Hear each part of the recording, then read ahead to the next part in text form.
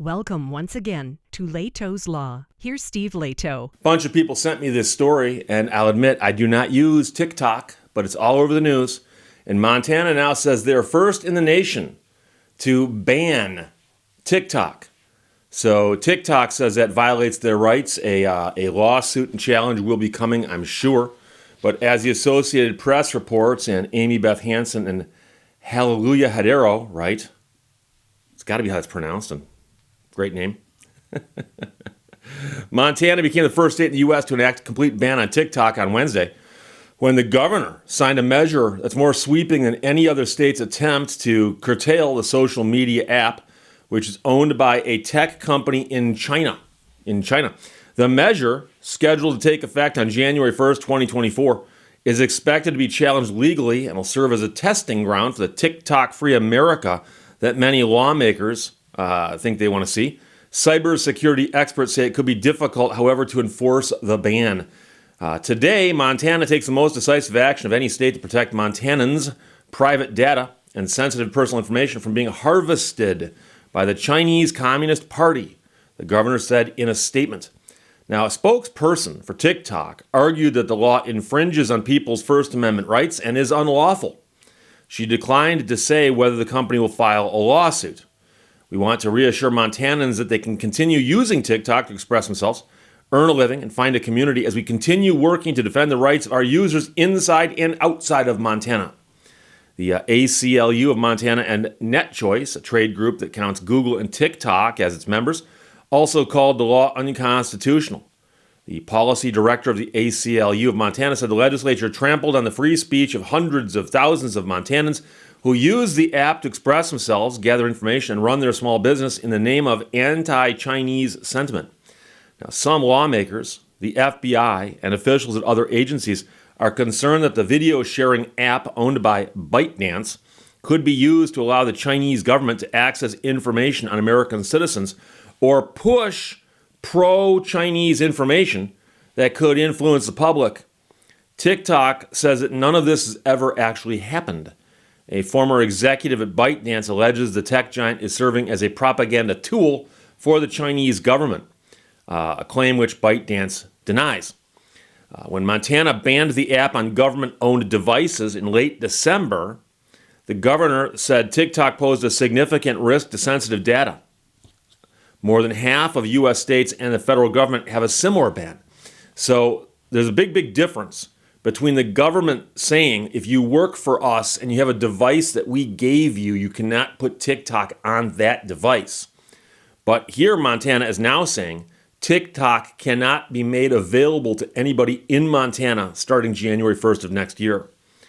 On Wednesday, the governor announced he was prohibiting the use of all social media applications tied to foreign adversaries on state equipment and for state businesses in Montana effective on June 1st. Among the apps he listed are WeChat, whose parent company is in China, Telegram Messenger, which is founded in Russia. The legislation was drafted by the Attorney General's office. It easily passed through Montana's legislature.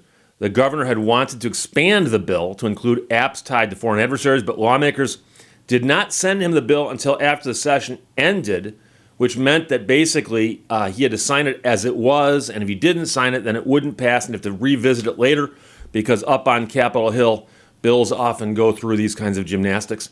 Montana's new law prohibits downloads of TikTok in the state and would fine any entity $10,000 per day for each time someone is offered the ability to access the social media platform or download the app. But the penalties do not apply to users. So I believe the way this is drafted, what this means is that if you've got TikTok on your phone in Montana, you're free to use it. And if you somehow live in Montana and download this after the ban goes into effect, likewise, you would not be in trouble. It would be the store or app place that you got it from that could be in trouble.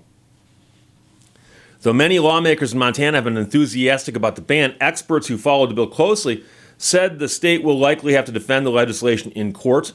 Officials are also bound to receive criticism from advocacy groups and TikTok users who don't want their favorite app to be taken away. The app's fun, goofy videos and ease of use has made it immensely popular, and U.S. tech giants like Snapchat and Meta see it as a competitive threat. And of course, if you're on Facebook, you know that Facebook now jams shorts into your feed, little clips, little short videos that they're doing just to compete with TikTok, and they're stupid. And you I don't know if they're just recommending me the wrong ones, but they'll have a screen grab that implies you're going to see something, and you click on it, and it's usually a disappointment. Let's put it that way. TikTok has been recruiting so-called influencers and small businesses who use the platform to push back on this ban. But others who have not been part of an official campaign coordinated by the company are also worried about what lawmakers are doing. There's a former football player and a recent graduate of the University of Montana says it's kind of scary for him because he's a content creator in Montana. He's 22 years old. He's got 170,000 followers on TikTok, where he mostly posts short videos of himself kicking footballs. He says he sometimes makes tens of thousands of dollars per month from brands looking to market their products on his accounts, including Instagram, where he has roughly 44,000 followers. He says most of his income comes from Instagram, which he is believed to be more lucrative for content creators, but he has to grow his following there, and so he kind of needs all these things to work together. He says that he wants to get his other channels up to the popularity level of TikTok, and then he says, however, he will not try to circumvent the ban on TikTok. He says you've got to adapt and evolve with how things move, so if I have to adapt and move, I'll adapt. Meanwhile, chatter about a TikTok ban has been around since 2020. Back then, the president attempted to bar the company from operating in the U.S. through an executive order that was halted by the courts. Meanwhile, the current administration initially shelved those plans, but more recently threatened to ban the app if the company's Chinese owners didn't sell their stakes and ownership. Meanwhile, TikTok doesn't want either option, has been clamoring to prove it's free of any Chinese government interference. It's also touting a data safety plan it calls Project Texas to assuage bipartisan concerns in Washington. At the same time, some lawmakers have emerged as allies, arguing efforts to restrict data harvesting practices need to include all social media companies. Meanwhile, Montana's TikTok ban also comes amid a growing movement to limit social media use among kids and teens, in some cases to impose bans on kids and teens watching TikTok. Several bills in Congress aim to get at the issue, including one that would prohibit children under the age of 13 from using social media or require permission from a guardian for users under 18 to create an account. Some states like Utah and Arkansas have already enacted laws that would hinge social media use on parental consent. Similar bills are in the works in other states. Last year, California enacted a law requiring companies to beef up data protection practices for children and offer them the highest privacy settings available. And so I agree with the lawmakers who say it is wrong for social media companies to harvest your data and then sell it or use it for some nefarious purpose. And so you could pass a law against that and see if that worked. But going after the stores that make the apps available and saying that the stores cannot make this app available in this particular state, I suspect they'll lose that one in court. But we'll have to see what happens, obviously. But it does appear to be fairly similar to the executive order that got struck down by a federal court. And here's the thing. First of all, I have to ask the question, and I've asked this of other people, and I always get this blank look. Does nobody remember Vine? Vine? V-I-N-E, Vine? There was an app called Vine back, I looked it up, 2013 to 2017. So there's an app called Vine that was around a few years ago, and it was a platform where people could share short videos. And it became really, really big for about a minute, or 4 years, take your pick, at 2013 to 2017. And I remember, for instance, watching a reality show where they brought in social media stars, and one of the guys was a Vine influencer. Just a year or two later, Vine was gone. So can someone explain to me, and don't say, TikTok is better. I need to know why. What makes TikTok better? And it's possible that Vine was early, right? It's possible that it's Vine was simply early. That's it's like MySpace. Like what happened to it is, it was maybe a little bit too early for its own good. It's possible that Vine was just too early. But when I first heard about TikTok a couple years ago, my first thought was, well, this is like Vine, right? Is it Vine? Did they just change the name or something? No, it turns out that Vine was around for a couple of years. At one point, I think Twitter bought them. And then it just withered. And so after it went away, someone brings back and say, hey, look, everybody, it's this thing called TikTok, and it's short videos. And people were freaking out about it. I'm like, but isn't that exactly what Vine, or is there a difference? If somebody knows what the difference was or is, please let me know. I'm fascinated to learn. But meanwhile, remember that while we're fighting over TikTok and whether the Chinese are harvesting our data, Facebook and Instagram and Twitter and all these other entities have a lot of information on us. And they have more than you think, probably, because they can track all kinds of other stuff you don't think about. And so we know that data has been misused. And there have been lawsuits, class action settlements.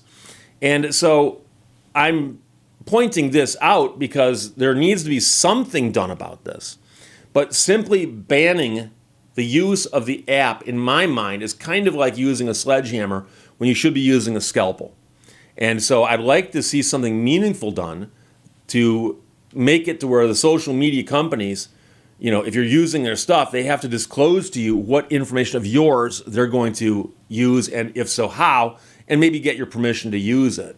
But the bigger problem here, of course, is, and someone will have already typed this in the comments, so I salute you if you have, one of the biggest abusers of our personal information is the government. So the state, your county, and possibly even your city, get your information and sell it. So companies routinely get information that they bought from a state and send junk mail to people. And I can tell you that because I get it all the time. And I get letters that say, Dear Mr. Lehto, regarding your 2019 Ford Explorer. And they've got my name, my address, what type of car I drive. And I've often seen it where it includes my VIN. And it's not a recall notice. I'm talking about them trying to sell me an extended service contract. And they got that information because they buy it from the state. So most states, their DMVs or Secretary of State or whatever it is that keeps the information regarding cars, tabulates all that data and sells it to people. And they also sell other data about you too. And I've talked about this before. And the problem is the state makes so much money from it that when people raise their hand and say, could we maybe look into stopping that? They freak out because it's a source of income for them. And once they've got that spigot opened and the money's flowing, they don't ever want to cut that flow off. And so there's nothing you can do about it. Now, some states, you'll recall California a few years ago, had a problem where they made that information so easily available that some guy stalked an actress off of TV and killed her. And when that happened, they said, okay, maybe we need to tighten this up a little bit. But they didn't stop the practice altogether. So the information's still out there, still being sold. And so it does seem ironic that a state is clamping down on one social media outlet saying we're not going to let them do this for fear of what they'll do with your data. Meanwhile, the state is selling your data. So there's an irony there. I'm simply pointing that out. Meanwhile, if you know what the difference between Vine and TikTok is, let me know. Otherwise, from the Associated Press, Amy Beth Hansen and Hallelujah Hadero wrote, Montana says first in nation TikTok ban protects people. TikTok says it violates their rights. Scott, Edward, and Steve, not me, sent that. Thank you very much. Questions or comments, put them below. Let's talk to you later. Bye-bye. Thank you for watching Lehto's Law. Computers have lots of memory, but no imagination.